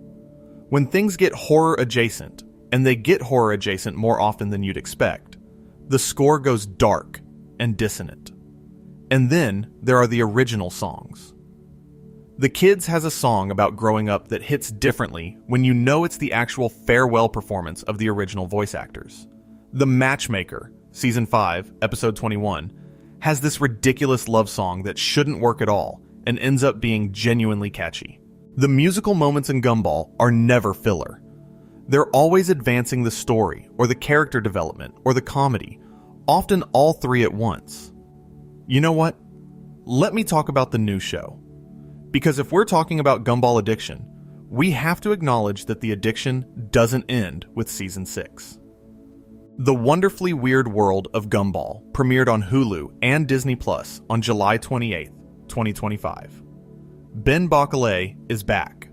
It's the first project greenlit under the Hanna-Barbera Studios Europe banner, and it picks up where The Inquisition left off. The revival was something fans had been hoping for since 2019. 6 years of not knowing how the story ended. 6 years of that cliffhanger just sitting there, unresolved. And when the revival was announced, the response was enormous, because Gumball had never really gone away from the cultural conversation. People kept watching it, kept analyzing it, kept making fan art and theories and discussions. The addiction persisted even when there was no new content to feed it. The Wonderfully Weird World, Season 7, essentially, does something smart. It doesn't try to be a different show. It's still Gumball. The same humor, the same animation approach, the same meta-awareness. But it also acknowledges that time has passed. The characters are dealing with new situations. A sentient AI in love with Nicole. Wild animals invading the suburbs. A yearbook seance. While the larger storyline about Rob and the Void continues to develop. And the show got renewed for a third and fourth season in December 2025, ahead of the second season's premiere, which tells you everything about how strongly the audience responded. Gumball didn't just come back. It came back to the same level of love and obsession that it had before. The addiction was always there, dormant, waiting for new material. I want to be careful here, because I don't want to spoil anything specific about the revival for people who haven't seen it yet. But I will say this. Watching new Gumball content after 6 years of nothing felt like coming home. Not in a nostalgic, everything is the same way. In a, the people who make this show still understand exactly what makes it special way. The mixed media is still dazzling. The comedy is still layered. The emotional moments still sneak up on you. And the meta-narrative is still building towards something that feels like it could reshape everything we understand about Elmore. There's something I want to say about the revival that connects back to the addiction theme. When the original series ended, the addiction didn't go away. It transformed. People who loved Gumball during its original run spent those 6 years rewatching. And rewatching Gumball is a fundamentally different experience from watching it the first time, because you know where things are going. You know Rob's trajectory. You know the Void is coming. You know the Inquisition is the endpoint. And that knowledge changes everything. Rewatching the early seasons, season 1 and 2, before the meta-narrative really kicks in, is almost eerie. Because those early episodes have a lightness to them that the later seasons don't. The show hadn't yet started asking the big questions. Gumball and Darwin were just goofing around. The Void hadn't been introduced. Rob was a nobody in the background. And there's a bittersweet quality to watching those early episodes now, knowing what's coming. Knowing that this innocent, silly show is going to turn into something much more complex, much more ambitious, much more uncomfortable. It's like looking at old photos of a friend who's been through something difficult. The person in the photos is smiling. They don't know what's coming, and you can't warn them. You just have to watch them live through it. I had a conversation with a friend once about what makes certain shows rewatchable versus others. And we agreed that the best rewatchable shows are the ones where you get something different each time. Not because the show changes, obviously it doesn't. It's the same episodes, but because you change. Your frame of reference shifts. Your life experience adds new layers to what you're seeing. Jokes that didn't land the first time suddenly hit because you now have the context to understand them. Emotional moments that felt abstract become personal because you've lived through something similar. Gumball is one of the most rewatchable shows I've ever encountered, and I think it's because the show operates on so many simultaneous levels that no single viewing can capture all of them. The first time, you get the surface comedy. The second time, you start noticing the visual details. The third time, the meta-narrative threads become visible. The fourth time, the character work reveals new depth, and it keeps going. I'm on my 5th or 6th pass through certain seasons, and I'm still finding things. That's the addiction. Not just watching, rewatching. And the feeling, the almost physical feeling, that there's always one more thing hidden in the frame, one more connection between episodes, one more layer of meaning beneath the one you just discovered. Gumball is a show that rewards obsession. And once you realize that, the obsession becomes its own reward. Let me tell you one more thing before I start wrapping up. There's this shot at the end of an early episode. I think it's from season 1, though I can't pin the exact episode, where the camera pulls back from the Watterson house. and you see the house, and the street, and the neighborhood. And then it keeps pulling back. And you see Elmore. And then it keeps pulling back. And you see the hills and roads around Elmore. And for a moment, just a moment, the photographed backgrounds feel less like a stylistic choice and more like a window. Like you're looking at a real place where these characters actually live. And the feeling I had watching that shot, this weird, gentle, impossible feeling of believing that Elmore is real, is the closest I can come to explaining why I keep coming back. It's not that I believe it's real. Obviously, I don't. It's a cartoon. But the show creates this space where belief feels possible, where the mixed media, which should remind you constantly that you're watching a constructed thing, instead makes the construction feel alive. Where a blue cat and a photographed street and a felt puppet and a 3D banana add up to something that's more than the sum of its parts. Something that feels like a place. A real, messy, impossible, beautiful place where anything can happen and anyone can belong. And I want to go there. I want to live in Elmore. Not because it's perfect. It's clearly not. The void is terrifying. The economic system is unfair. The fundamental nature of reality is unstable. But it's a place where different things coexist. Where a cat and a fish can be brothers. Where a cactus and a cloud can be classmates. Where a puppet and a drawing can be neighbors. And where all of that is treated as normal, as unremarkable, as just the way things are. Maybe that's the deepest level of the addiction. Not the comedy, not the meta-narrative, not the animation, but the vision of a world where difference isn't a problem to be solved. Where coexistence isn't an achievement but a starting point. Where the question isn't, why is everything different? But, why would you ever want everything to be the same? Alright, let me spiral back inward now. Back to the center. Back to the void. I've been circling this idea throughout the whole video, and I want to try to articulate it clearly. I think the reason Gumball is addictive, the real reason, underneath all the specific episodes and characters and animation techniques, is because the show understands something about storytelling that most shows don't. And that thing is this: the best stories aren't the ones that answer questions. The best stories are the ones that make you want to keep looking. The void doesn't have a definitive explanation. Rob's arc doesn't have a clean resolution. At least not yet. The question of whether Elmore is real within the show's own fiction doesn't have a single answer, and the show is comfortable with that ambiguity. It doesn't feel unfinished. It feels deliberate. The show is saying, the mystery is the point. The search is the destination. The reason you keep watching isn't because you'll eventually get to the bottom of it. It's because the act of watching, of noticing, of connecting, of questioning, is itself the reward. That's a sophisticated position for any piece of art. For a Cartoon Network show that started airing in 2011, it's extraordinary. And I think that's why the show attracts such devoted fans. Not just because it's funny. Lots of shows are funny. Not just because it's smart. Lots of shows are smart. But because it respects your intelligence while also respecting your emotions. It gives you puzzles to solve, and then, while you're solving them, it hits you with a feeling you weren't expecting. It rewards analysis, and it rewards surrender in equal measure. You can approach it with your brain fully engaged, picking apart every meta-reference and production detail. Or you can approach it half asleep at 3 in the morning, letting the images and sounds wash over you. And either way, it gives you something. If you've made it this far, you already know this isn't just a video about a cartoon. Or maybe it is, and that's the point.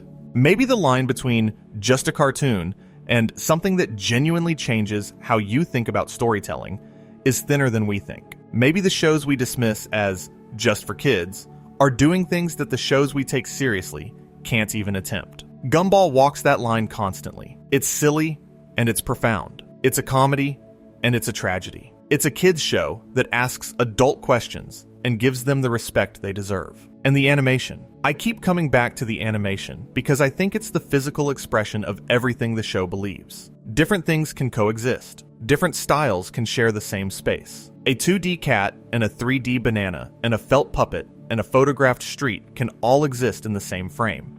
And not only does it work, it's better than any of them would be alone. The visual diversity isn't a compromise. It's the argument. It's the show saying, this is what the world looks like when you stop trying to make everything the same. I don't know if I'll ever fully escape Gumball addiction. I don't know if I want to. There are worse things to be obsessed with than a show that's this smart, this funny, this emotionally honest, and this visually inventive. And every time I think I've exhausted what it has to offer, I notice something new. A background detail I missed. A connection between episodes I never saw. A character beat that lands differently the fourth time around. That's the spiral. You start at the center, a single moment, a single shot, a 3-second silence at the edge of reality, and it expands outward. Each pass reveals more. Each rewatch adds depth. Each episode connects to 100 other episodes in ways you didn't expect. And you keep watching, and you keep noticing, and the show keeps rewarding you for it. I started this video by saying I needed to tell you something. And the thing is this, I don't think Gumball is a great kids show. I think Gumball is a great show. Period. Full stop. The kids part is incidental. It airs on a children's network, and it's appropriate for children, and children love it.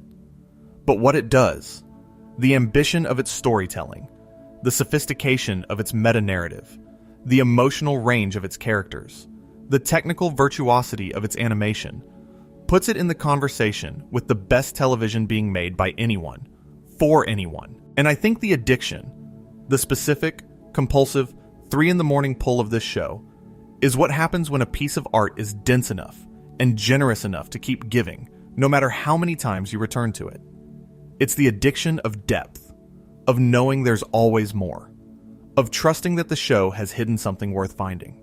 So if you're new to Gumball, welcome. You've got 6 seasons of the original and a revival that's still going strong. 240 episodes of the original run plus everything new. That's hundreds of hours of content, and I promise you, it'll take more than one pass to see everything that's in there. And if you're already deep in it, if you've already mapped the void and theorized about Rob's fate and rewatched the choices enough times to cry on cue, then you know exactly what I'm talking about. You know the addiction, you know the spiral, and you know that it doesn't end. It just expands. I think about that moment in The Void a lot. Gumball standing at the edge of reality. 3 seconds of silence. The static ahead of him. Elmore behind him. That moment is the show in miniature. Comedy behind you. Mystery ahead. And the choice to step forward. Gumball always steps forward. Thank you for spending this time with me tonight. I know it was a lot, and I know I got a little lost in it a few times. But honestly, that's what this show does to you. If you want to hear more about Gumball, more about cartoons, more about the shows that we love, more than maybe we should, hit subscribe. It helps more than you know. And I'll keep making these for you. As long as there are shows this rich to talk about, I'll be here. Good night, everyone. Sleep well.